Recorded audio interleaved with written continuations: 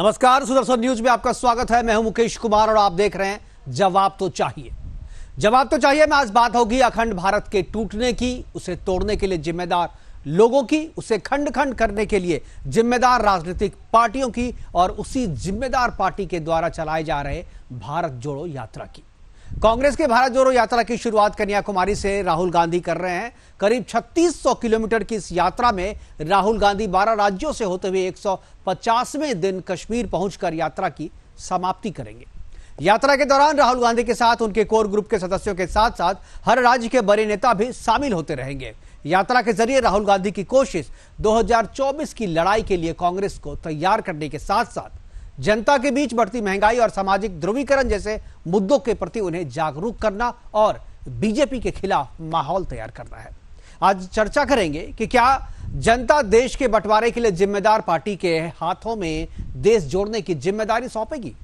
जो पार्टी खुद टूट और बिखराव के दंश को झेल रही हो, उससे देश जोड़ने की अपील को कार्यकर्ता कितनी गंभीरता से लेंगे और क्या इस यात्रा की सफलता या विफलता राहुल गांधी के लिए प्रतिष्ठा का विषय बन चुका है। क्या कांग्रेस की भारत जोड़ो यात्रा पार्टी से कार्यकर्ताओं को जोड़ने के लिए यात्रा है, या जैसा कि बीजेपी कह रही है कि यह परिवार जोड़ो यात्रा है, ना कि भारत जोड़ो यात्रा। करेंगे इस पे चर्चा। हमारे साथ चर्चा के लिए कुछ मेहमान जुड़ेंगे, उनसे आपका परिचय कराएंगे, लेकिन पहले एक रिपोर्ट देखते हैं। रिपोर्ट के बाद अपने मेहमानों से आपका परिचय कराएंगे और फिर चर्चा की शुरुआत करेंगे।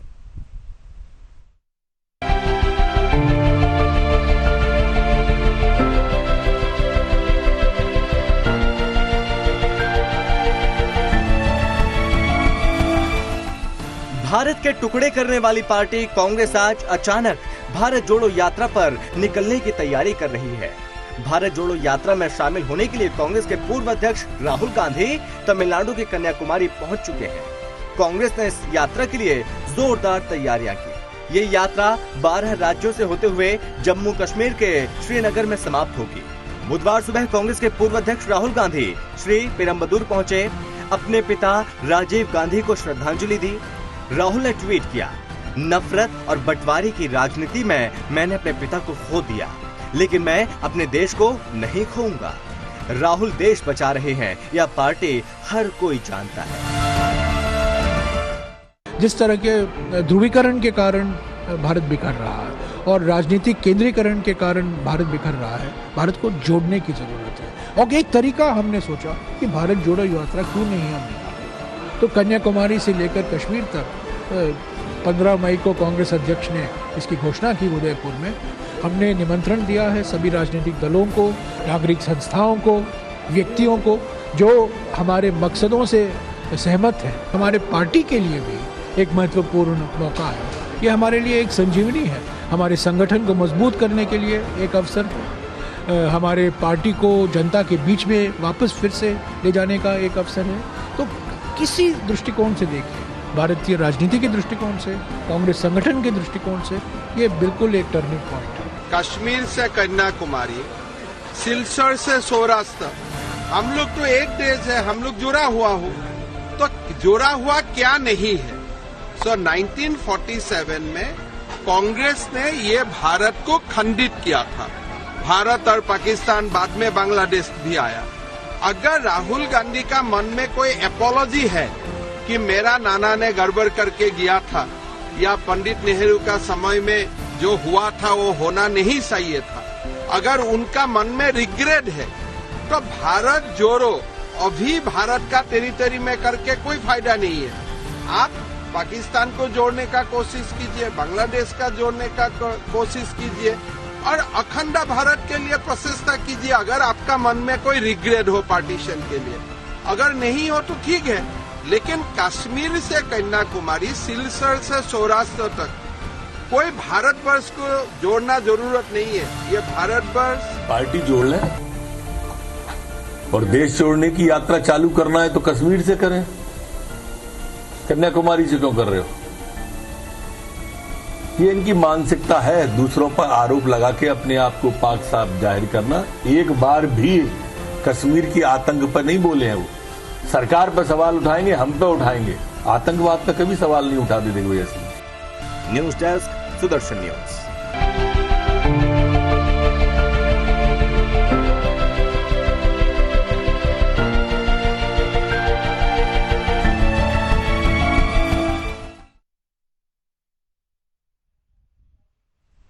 तो ये थी भारत जोड़ो यात्रा की शुरुआत जो है आज कन्याकुमारी से राहुल गांधी कर रहे हैं। करीब 12 राज्यों से ये होते हुए ये जो यात्रा है 150 दिन के बाद जम्मू कश्मीर के श्रीनगर पहुंचेगी और वहां पर इस यात्रा का समापन होगा। लेकिन यात्रा के दौरान जो एजेंडा है वो एजेंडा ये है कि 2024 के लिए मैदान तैयार करना है, बीजेपी के खिलाफ जो है माहौल तैयार करना है और बीजेपी ने जो कांग्रेस मुक्त भारत की बात कही है उसका जवाब देना है। और इसके लिए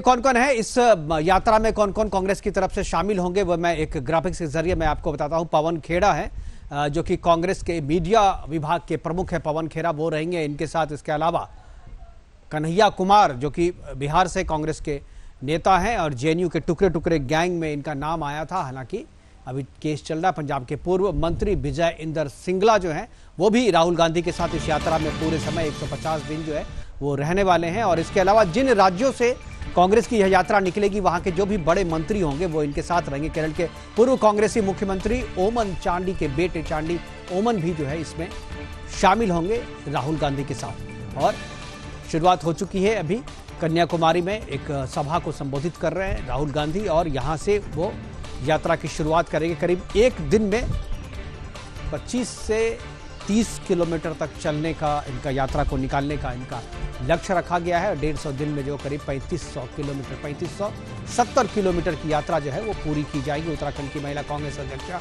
ज्योति रौतेला भी साथ में रहेगी, इस यात्रा में साथ में रहेंगी राहुल गांधी जी के साथ। एएसआईसी संचार विभाग के सचिव वैभव वालिया जो है वो भी रहेंगे।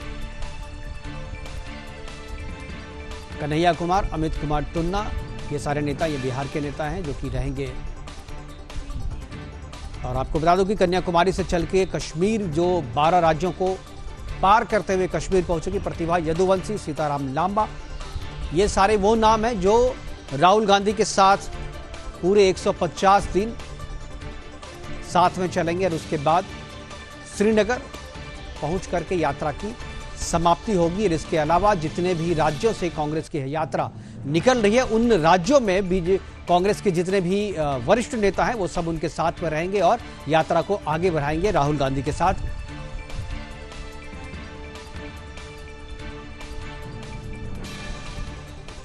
और हमारे साथ इस चर्चा को आगे बढ़ाने के लिए कांग्रेस के प्रखर वक्ता शुभ्रांशु राय हमारे साथ जुड़ेंगे। इसके अलावा जनार्दन सिंह सीगरीवाल हैं जो कि सांसद हैं बीजेपी के, वो भी हमारे साथ रहेंगे। इसके अलावा पवन केशवानी वरिष्ठ पत्रकार के तौर पे हमारे साथ शामिल होंगे इस चर्चा को आगे बढ़ाने के लिए। और शुभ्रांशु राय से अभी हम संपर्क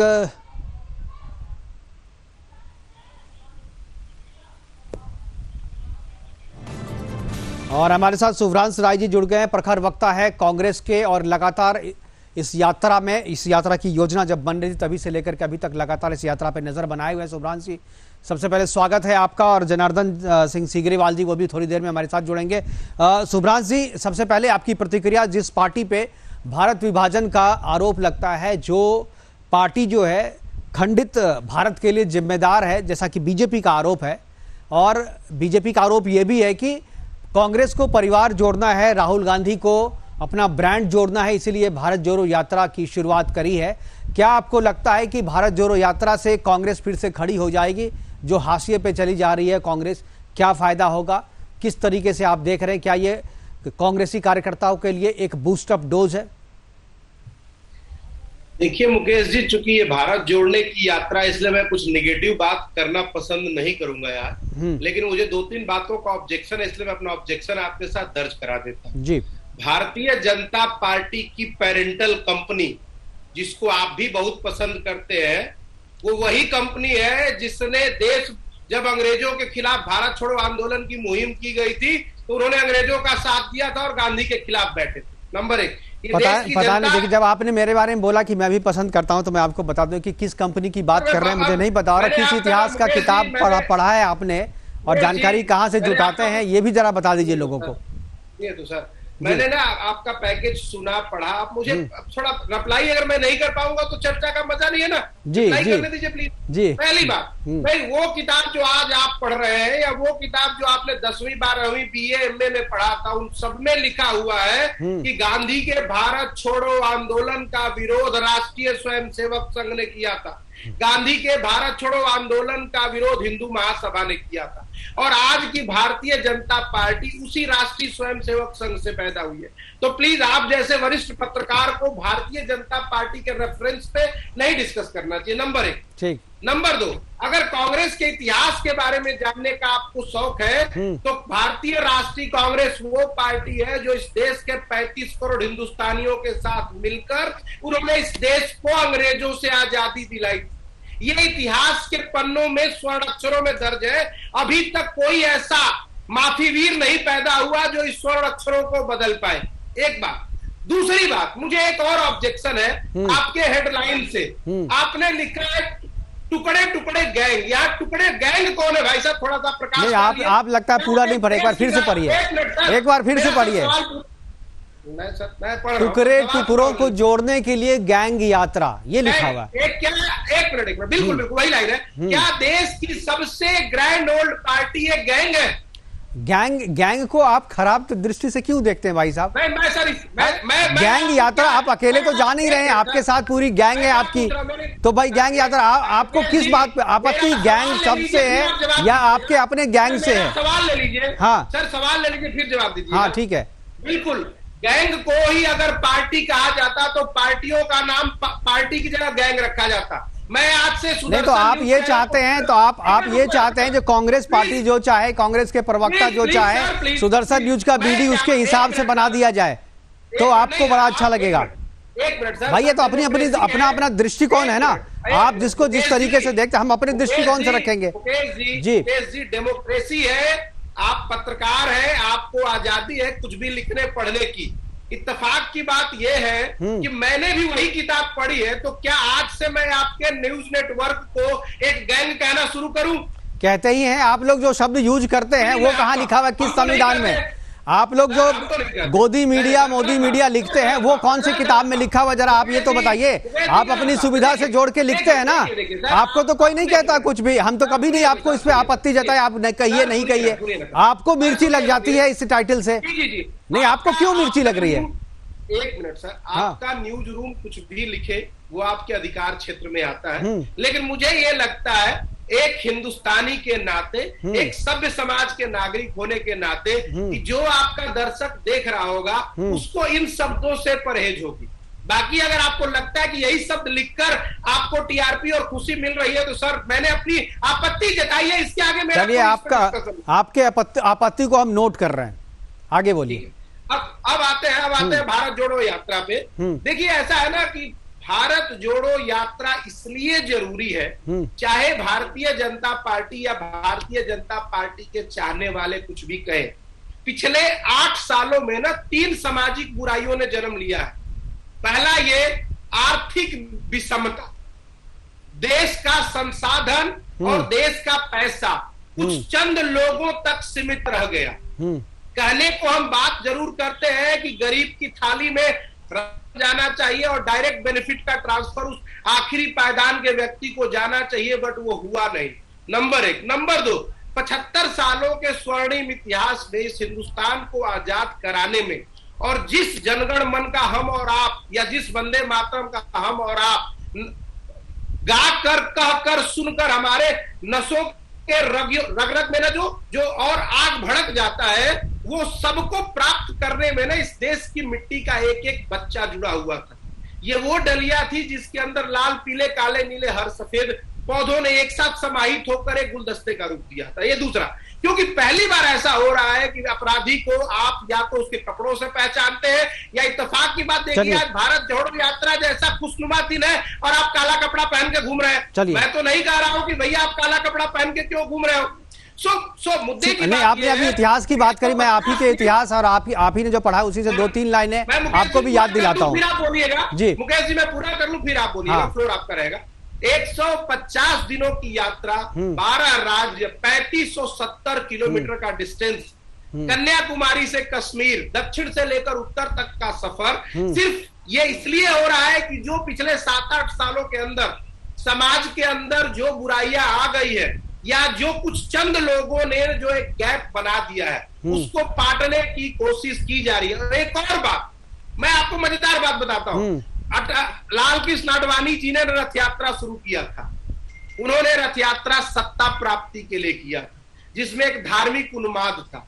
हम भी यात्रा कर रहे हैं, ये यात्रा सत्य के लिए है और इसमें लोगों को जोड़ने का काम हो। देखिए, ये आपका विश्लेषण है, आपको जैसे कहना आप कहिए। पार्टी के कार्यकर्ता हैं, नहीं कहेंगे तो पार्टी से बाहर निकाल दिए जाएंगे। मुझे पता है उस पार्टी में क्या हाल है कार्यकर्ताओं का, नेताओं का। आप अपनी पार्टी की तरफ से अच्छा बोल रहे हैं, डिफेंड भी अच्छा कर रहे हैं, मुझे कोई आपत्ति नहीं। लेकिन अभी आपने गांधी जी का जिक्र किया, कांग्रेस पार्टी का जिक्र किया, भारत की स्वतंत्रता में कांग्रेस पार्टी के योगदान का जिक्र किया। इसी से मैं आपको याद दिलाता हूं, कांग्रेस की जब स्थापना हुई थी ए.ओ. ह्यूम के द्वारा 1885 में, तो आज़ादी के लिए हुई थी। जो भी है, आज़ादी का जब मकसद पूरा हो गया 1947 में, तो गांधी जी ने कहा था कि कांग्रेस को भंग कर देना चाहिए। तो गांधी जी की आप इतनी इज्जत करते हैं, आपकी पार्टी इतनी इज्जत करती है, तो सत्ता हासिल करने के लिए क्यों कांग्रेस को अभी तक लाद के चल रहे हैं? दूसरी पार्टियों पर इल्जाम लगा रहे हैं आप, तो वो काम तो आप कर रहे हैं ना। कांग्रेस को तो कायदे से भंग कर देना चाहिए था, क्योंकि मकसद पूरा हो गया आज़ादी का। आपने बड़ा अच्छा पॉइंट जिक्र किया। हाँ। मजेदार बात। चलिए, मैं इस पर जवाब लूंगा। मैं पवन केशवानी जी भी हमारे साथ जुड़ गए हैं, मैं पवन केशवानी जी से इसका जवाब लेना चाहूंगा, उनकी प्रतिक्रिया लेना चाहूंगा। पवन जी, ये जो भारत जोड़ो यात्रा जो कांग्रेस ने स्टार्ट किया है, बीजेपी का कहना है कि ये यात्रा जो है वो पाकिस्तान से शुरू होनी चाहिए, क्योंकि भारत को खंडित करने का जो आरोप है वो तो कांग्रेस पे है, और पाकिस्तान और बांग्लादेश जिस तरीके से अलग किया गया है, जिसके लिए कांग्रेस जिम्मेदार है। और अगर भारत को जोड़ना है किसी चीज को, तो पाकिस्तान और बांग्लादेश को जोड़ना है। इसलिए यात्रा की शुरुआत भी जो या तो बांग्लादेश से होनी चाहिए थी या पाकिस्तान से। क्या कहेंगे? ये बीजेपी का आरोप है, केशवानी जी। कांग्रेस का कहना यहाँ बिल्कुल भी वाजिब इसलिए भी नहीं लग रहा है जी, क्योंकि अखंड भारत एक आम भारतीय की सोच है, न केवल भारतीय जनता पार्टी, बल्कि जब भारत का विभाजन हुआ था उसके लिए कोई बहुत बड़ा कोई कसूरवार है, तो इतिहास में इसे झुठलाया नहीं जा सकता कि कांग्रेस उसके लिए बहुत बड़ी कसूरवार है। आज जो भारत जोड़ने की जो बात हो रही है वह बिल्कुल हास्यास्पद और विषय को अगर हम ध्यान दें तो कांग्रेस के जो वरिष्ठ नेता गुलाम नबी आजाद, जिन्होंने अभी हाल में ही मतलब इस्तीफा दिया, और जिन कारणों से इस्तीफा दिया, जिन बातों को लेकर इस्तीफा दिया, वहां गौर करने वाली बात है कि भारत जोड़ो यात्रा का उन्होंने उल्लेख किया।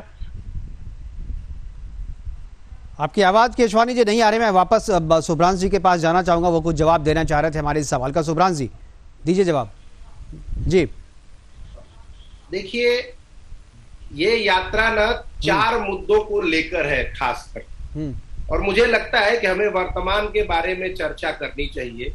सबसे पहला जो इंपॉर्टेंट पॉइंट है इस यात्रा का, वो ये है मुकेश जी, इस यात्रा के 4 प्रमुख बिंदु है। सबसे पहला जो उद्देश्य है वो है कमर तोड़ महंगाई के खिलाफ है ये पहली इंपॉर्टेंट बात। दूसरी इंपॉर्टेंट बात, ये जो यात्रा है वो 75 साल की सबसे ज्यादा ऐतिहासिक बेरोजगारी के खिलाफ है।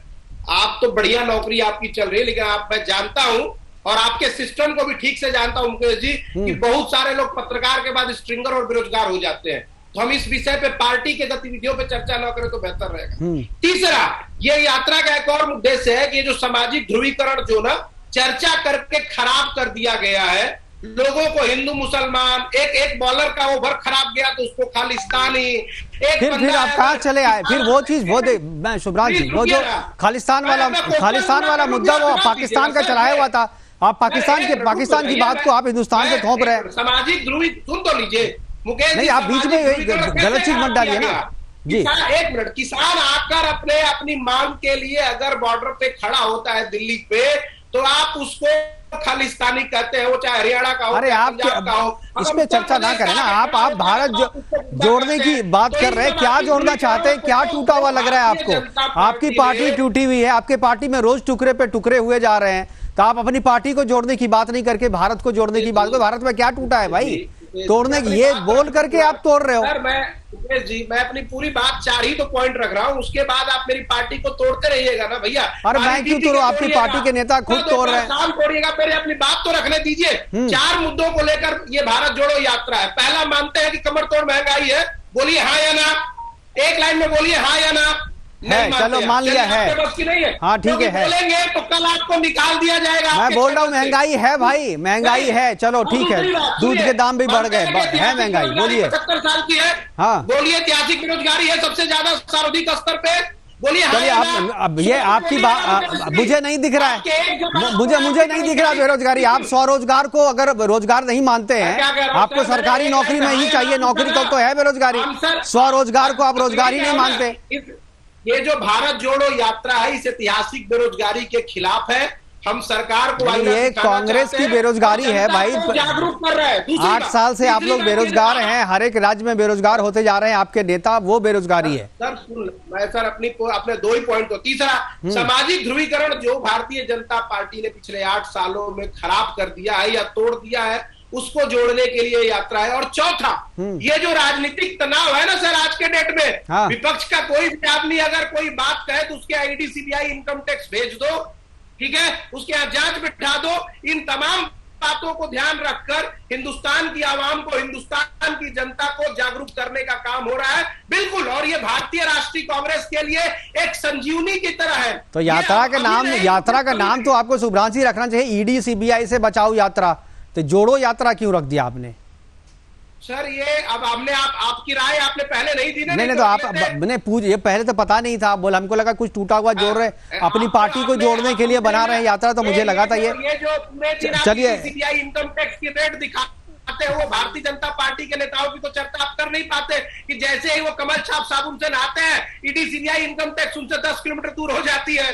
तो भैया चलिए, बीजेपी के प्रवक्ता भी हमारे साथ रमाकांत जी जुड़ गए हैं। एक मिनट, आप सच बताओगे नहीं तो जो 3570 किलोमीटर की यात्रा के दौरान जो लोगों को 100 किलोमीटर दोनों तरफ के रेडियस में बात जाएगी तो वो जान जाएंगे।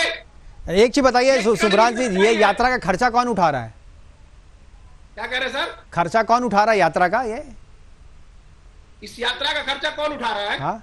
अब इस यात्रा का खर्चा सर वक्त के साथ आपको बता दिया जाएगा। चलिए, मैं वक्त का इंतजार करूंगा। रमाकांत मिश्रा जी है, देखिए ईडी सीबीआई नहीं, यहाँ बोलने के बाद ईडी सीबीआई नहीं जाएगी आपके घर में, बता दीजिए।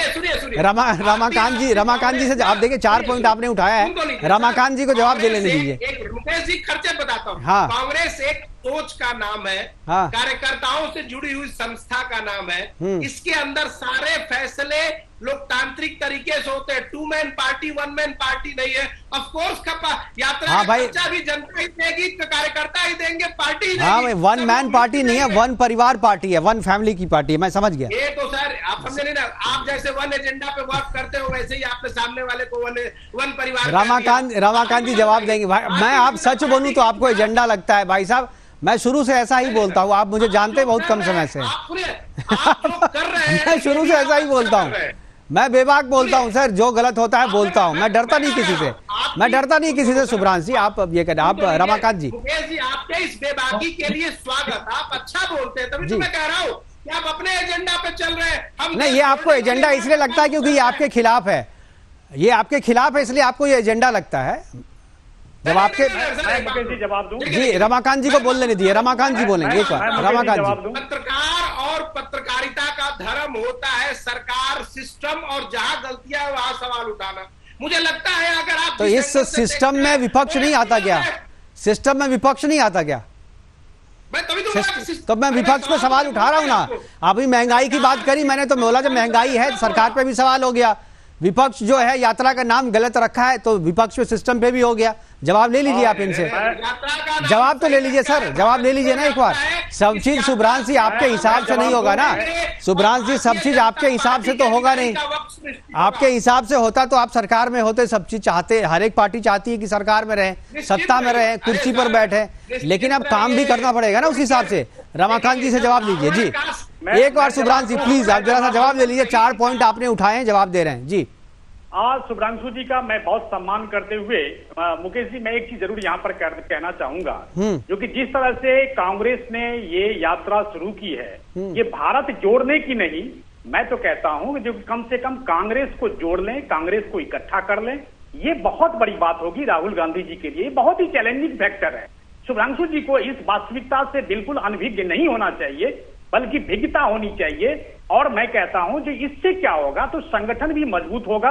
और निश्चित तौर पर अब ये जो भारत जोड़ो की बात कर रहे हैं, मैं इससे पहले कह रहा हूं, जब हम ईडी और सीबीआई की जब कार्रवाई होती है तो ये हमारे ऊपर में प्रश्न चिन्ह लगाते हैं, उस समय में ये सत्याग्रह करते हैं। मेरा एक ही चीज कहने का मतलब है, जब आप नामकरण करते हैं किसी भी आंदोलन का या किसी भी यात्रा का, तो कम से कम ये जरूर सोच लीजिए जो कि भारत के अंदर में क्या संदेश जाएगा, आपके पार्टी के अंदर में क्या संदेश जाएगा, पहली बात। दूसरी बात, आपने महंगाई की बात करी। निश्चित तौर पर जहां पर महंगाई है, बिल्कुल हमें कोई गुरेज नहीं है जो कि वहां पर हमें एक्सेप्ट करने की, लेकिन मैं जरूर आपको एक चीज बताना चाहूंगा, जो कि आपके समय में 9 बार डबल डिजिट में रही थी ये महंगाई दर। पहली बात, सुधांशु जी नोट कर लीजिएगा इस चीज को। नहीं, इस पे आपत्ति है रमाकांत जी। आप अगर महंगाई कांग्रेस के टाइम में थी तो आपको इसीलिए तो बदल के लाए थे कि आप कम करेंगे, तो आप भी वही करें। उनके टाइम में था तो मेरे टाइम में भाई, हम तो दोनों टाइम में मारे जा रहे हैं। मुकेश जी बिल्कुल आ रहा हूं, उसी विषय पर आ रहा हूं। अब ये 22 महीने तक इनका जो खुदरा महंगाई दर था वो भी आपको डबल डिजिट में था। दूसरी बात, तीसरी बात, अभी भी आपने देखा होगा जो महंगाई दर 7 के आसपास, ये आंकड़े मैं नहीं कह रहा हूं, बल्कि ये आंकड़े आपको हर जगह मिल जाएंगे और पूरी तरह से जहां पर महंगाई की बात है। दूसरी बात ये है जो कि आपने देखा होगा जो जीएसटी के मामले में जिस तरह से हर एक कांग्रेस शासित प्रदेश में जिस तरह से डबल स्टैंडर्ड की बात की गई थी, वहां पर इनको बिल्कुल डबल स्टैंडर्ड नहीं करना चाहिए था।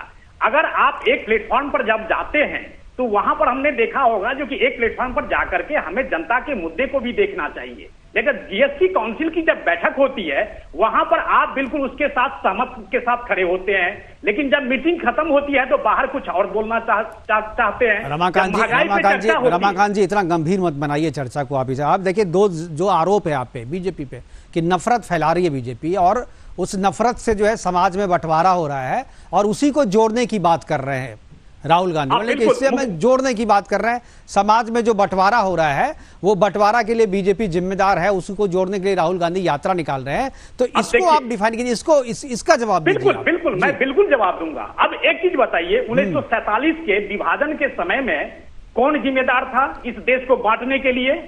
कौन बांटने की बात कर रहा है? हम तो जोड़ने की बात कर रहे हैं। शुभ्रांशु जी को पता नहीं है क्या 1947 से पहले किस तरह से देश को बांटने के लिए धर्म के आधार पर बांटा गया था देश को? हमने जोड़ने की हमेशा से बात करी है, हमने तोड़ने की कभी भी हमेशा से बात नहीं करी है। तो सरकार कहाँ कहती है अखंड भारत का एजेंडा तो भारत का है नहीं, बीजेपी का सरकार का तो है नहीं अखंड भारत। आप कहाँ कह रहे हैं? कोई भी नहीं, ना हिंदू राष्ट्र की बात कर रही है बीजेपी, ना अखंड भारत की बात कर रही है। अगर जोड़ना है, अगर कांग्रेस ने गलती की बंटवारा करके, विभाजन करके, तो बीजेपी को बोलना चाहिए ना अखंड भारत हमारा एजेंडा है, आज हम पाकिस्तान बांग्लादेश मिलाएंगे। आप बोलिए ना जोड़ के, हम तो बोल रहे हैं। मैं कह रहा हूं अखंड भारत की क्यों ना बात करें। हम हमेशा से ही, भाजपा ने एक अलग स्टैंडर्ड बना करके रखा हुआ है जो कि हम हमेशा से जोड़ने की बात करी है हमने, लेकिन कांग्रेस या विपक्षी पार्टियों ने जिस तरह से नैरेटिव सेट करने की कोशिश की है, वो नैरेटिव मुझे लग रहा है जो खास करके ये सफल नहीं होंगे।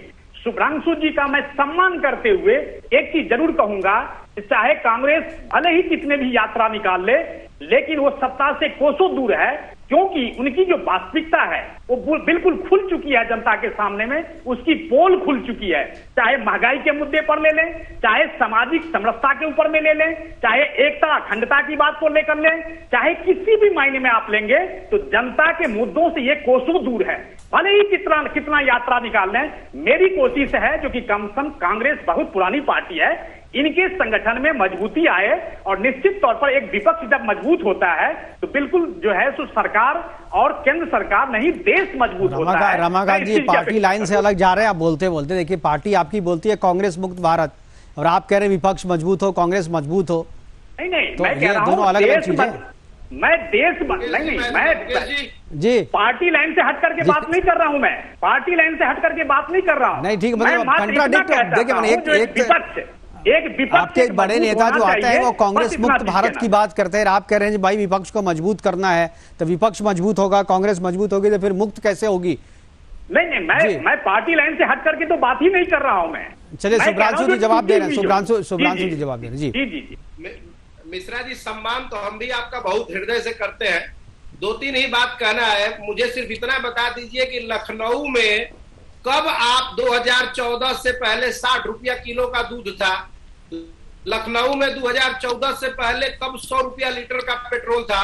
लखनऊ में 2014 से पहले कब 1050 रुपए का सिलेंडर था? लखनऊ में कब 2014 से पहले 100 रुपए लीटर का सरसों तेल था, 225 रुपया लीटर का रिफाइन का तेल था?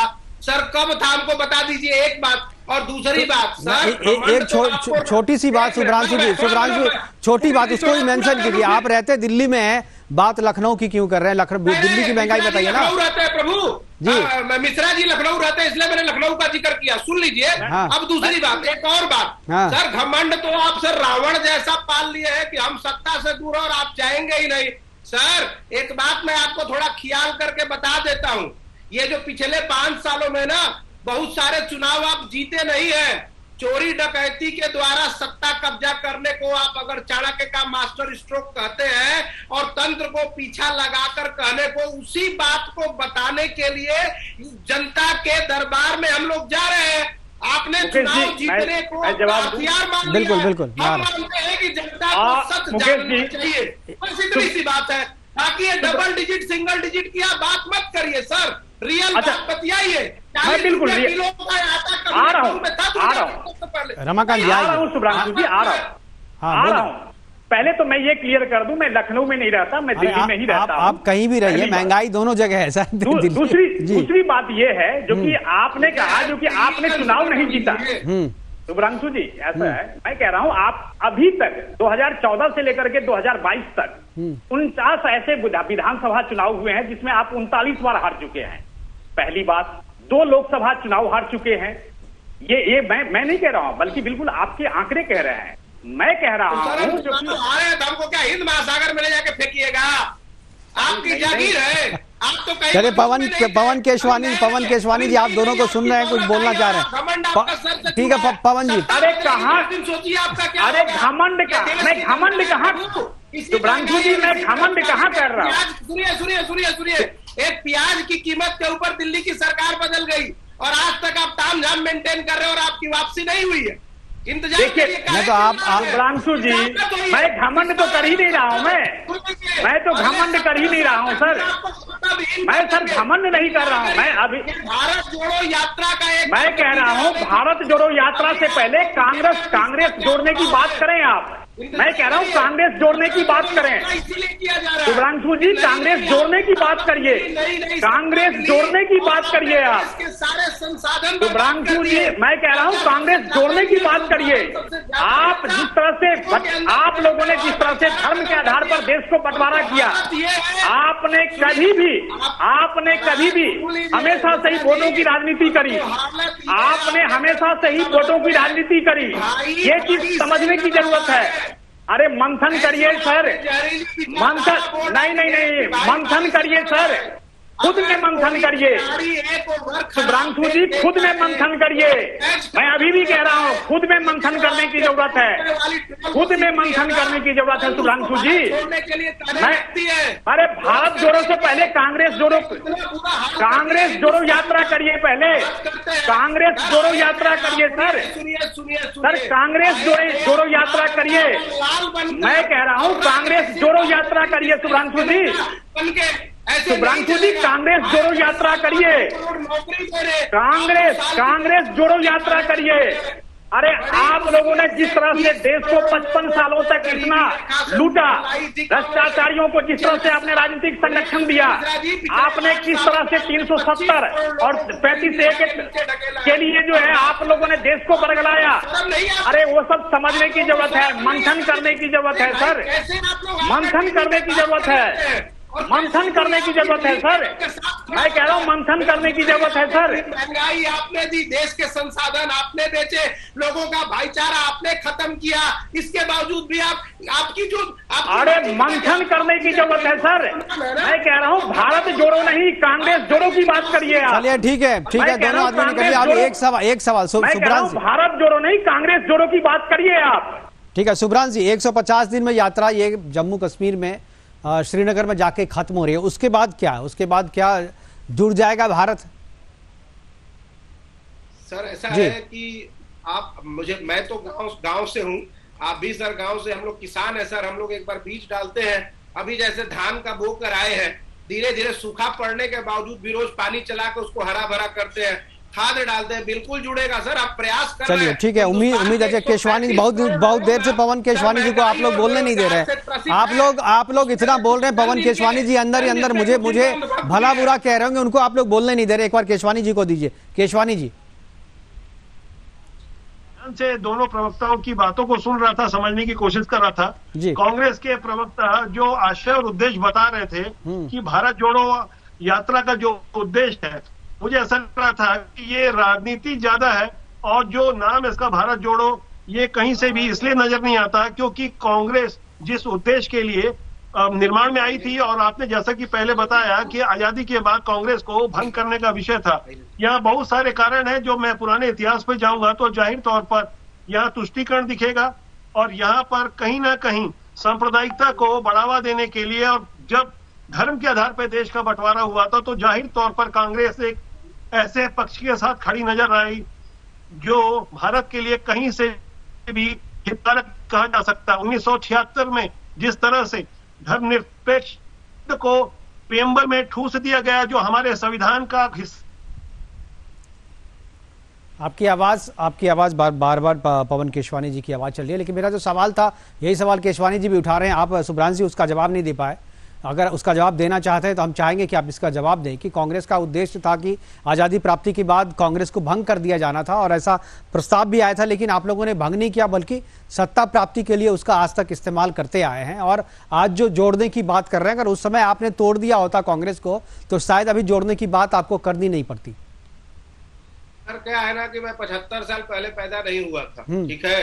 नहीं, उदाहरण तो आप दे रहे हैं 100 साल पुराने वाले। सर रुक तो जाइए सर, ये पंजा देख रहे हैं, रुकिए थोड़ा सा। और आप ही है जो कई सारे चर्चाओं में कहते हैं कि कितने लोग कांग्रेस को तोड़कर चले गए, कितनी बार नई कांग्रेस आई, हर बार टूटती है। तो सर मैं आपकी जानकारी के लिए आपको थोड़ा सा मार्गदर्शित कर देता हूं कि अभी जिस कांग्रेस से आप बात कर रहे हैं ना, ये 1947 वाली नहीं है। आप ही तो कहते हैं कई बार टूटा, कई बार निशान बदला, आज चुनाव चिन्ह बदला। मैंने कई लोगों के साथ ये चर्चा सुना है। मुद्दे की एक बात सुनिए कि पीछे क्या हुआ क्या नहीं हुआ। उद्देश्य साफ है। आज देश में महंगाई चरम सीमा को पार कर चुकी है, आज देश में बेरोजगारी जो है चरम सीमा को पार कर चुकी है। आज दो ले दे करके फिर वहीं पे आ गए, महंगाई बेरोजगारी पे।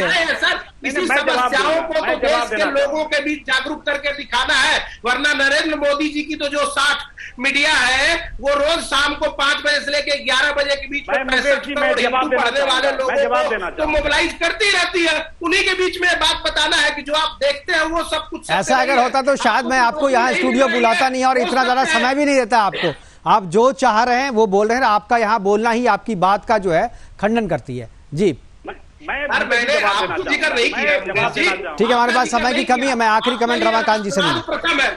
जी आपके लिए राष्ट्रवाद प्रथम है, आपकी बात नहीं हो रही है। हमारे लिए, आपके लिए भी राष्ट्र प्रथम होना चाहिए, हमारे लिए भी राष्ट्र प्रथम है, आपके लिए भी होना चाहिए। भारत के हर नागरिक के लिए राष्ट्र जो है वो प्रथम होना चाहिए। हमारे पास समय की कमी है। मैं रमाकांत जी आपका कमेंट नहीं ले पाऊंगा क्योंकि मेरे ख्याल से जो सवाल पूछा गया उसका जवाब आप दे चुके हैं। इससे पहले भी हमारे साथ जुड़ने के लिए रमाकांत जी आपका, केशवानी जी आपका और सुब्रांशु जी आपका बहुत बहुत धन्यवाद। आप जुड़े और अपनी बातें हमारे साथ जो है शेयर किया आपने। और आज जो दर्शक हमारे साथ जुड़े हैं और इस प्रोग्राम को देख रहे होंगे उनको भी बहुत नई तरीके की इस चर्चा में जानकारी मिली होगी। कांग्रेस की तरफ से सुब्रांशु राय जी हमारे साथ थे जो कि कांग्रेस की बात को कर रहे थे, लेकिन राहुल गांधी जी ने आज जो यात्रा शुरू की है, आज से वो 150 दिन के बाद श्रीनगर पहुंचेगी। लेकिन उसके बाद जिस उद्देश्य के लिए ये यात्रा चर्चित तौर पे, घोषित तौर पे जिस उद्देश्य के लिए यात्रा शुरू की गई है, क्या ये यात्रा सही में 150 दिन के बाद उस घोषित लक्ष्य को प्राप्त कर लेगी? इस पे ये एक बहुत बड़ा सवाल है। फिलहाल अभी के लिए इतना ही, दीजिए इजाजत, नमस्कार।